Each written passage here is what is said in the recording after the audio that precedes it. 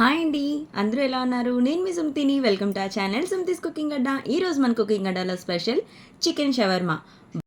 బయట దొరికే విధంగానే చాలా బాగా చేసుకోవచ్చు అండ్ అలాగే హెల్తీ వేలో కూడా చేసుకోవచ్చు. ప్రాసెస్ అయితే చూపిస్తాను రండి. చిటికెడు పసుపు, 1 టేబుల్ స్పూన్ కారం, 1 టేబుల్ స్పూన్ ధనియాల పొడి, 1 టేబుల్ స్పూన్ జీలకర్ర పొడి, 1 table spoon garam masala, half table spoon pepper powder, half table spoon chaat masala, salt, అల్లం వెల్లుల్లి పేస్ట్ అండ్ అలాగే ఒక పెద్ద సైజు నిమ్మకాయని కూడా అందులో కట్ చేసుకొని పిక్కలవి తీసేసి చక్కగా పిండేసేయాలి. ఇప్పుడు ఈ పౌడర్ అన్నిటిని కూడా ఈ మసాలా మొత్తంగా బాగా కలిపేసుకోవాలి. ముద్దల దగ్గరికి తెచ్చుకున్న తర్వాత ఇప్పుడు ఇందులో చికెన్ బ్రెస్ట్ ఉంటుంది కదండి, అసలు బోన్స్ అనేవి లేనిది ఉంటుంది కదా, సో మెత్తని ముక్క అంటాం కదా, దాన్ని తీసుకోవాలి. చికెన్ బ్రెస్ట్ అని అడిగితే వాళ్ళు ఇస్తారనమాట. సో దానికి మొత్తంగా ఈ మసాలా మొత్తంగా పట్టించేసేయాలి. ఇప్పుడు దీన్ని ఒక అరగంట లేదా గంట సేపు అన్న ఒక పక్కన పెట్టేసేయండి. మసాలా మొత్తంగా బాగా చికెన్కి పడుతుంది. ఇప్పుడు గోధుమ పిండిలో కొంచెం అంత సాల్ట్ వేసుకొని వాటర్ పోసుకొని మనం ఏ విధంగా అయితే చపాతీ పిండిని కలుపుకుంటామో అదే విధంగా చపాతీ పిండిని కలుపుకొని కొంచెం ఆయిల్ని యాడ్ చేసుకొని ఒక 15 మినిట్స్ లేకపోతే ఒక అరగంట అన్న పక్కన పెట్టేసేయండి.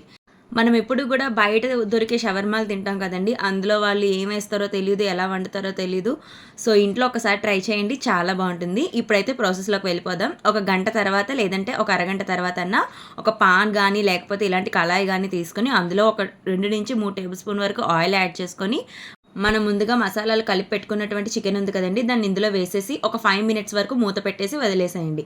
ఆ తర్వాత మూత తీసి అవతల వైపు తిప్పి దాన్ని కూడా ఒక 5 మినిట్స్ వరకు ఫ్రై చేసుకొని పక్కకు పెట్టేసుకోవడమే. ఇప్పుడు చపాతీని పాముకొని ఇప్పుడు దాన్ని పాన్ మీద వేసుకొని చక్కగా కాల్చుకోవాలండి. ఏ విధంగా అయితే మనం చపాతీని కాలుస్తామో సేమ్ అదే విధంగా ఆయిల్ అప్లై చేసుకొని చక్కగా చపాతీని 2 వైపులు కూడా బాగా కాల్చుకోవాలి. సో ఇప్పుడు దీన్ని కూడా పక్కన పెట్టేసుకుందాం. ఇప్పుడు ఇంకొక గిన్నె తీసుకొని అందులోని 3 టేబుల్ స్పూన్ వరకు కర్డ్ యాడ్ చేసుకోవాలండి. అండ్ అలాగే salt, pepper powder, chaat masala, జీలకర్ర పొడి ఈ మూడిటిని వేసుకొని చక్కగా ఎక్కడ కూడా ఉండలు లేకుండా బాగా కలిపేసుకోవాలి. ఇదేనండి మనం చపాతీ మీద సాస్ కింద రాసుకునేది.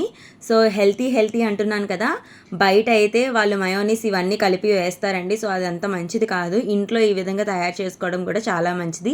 అండ్ అలాగే ఎగ్తో కూడా తయారు చేస్తారు. నేను వీలైతే షార్ట్లో పెడతాను ఎప్పుడైనా. సో ఇప్పుడు మనం ముందుగా ఫ్రై చేసుకున్నటువంటి చికెన్ని పీసెస్లా కట్ చేసుకోవాలండి. మధ్యలో మీకు ఎక్కడైనా బోన్ కనిపిస్తే మటుకు సెపరేట్ చేసి పడేసేయండి.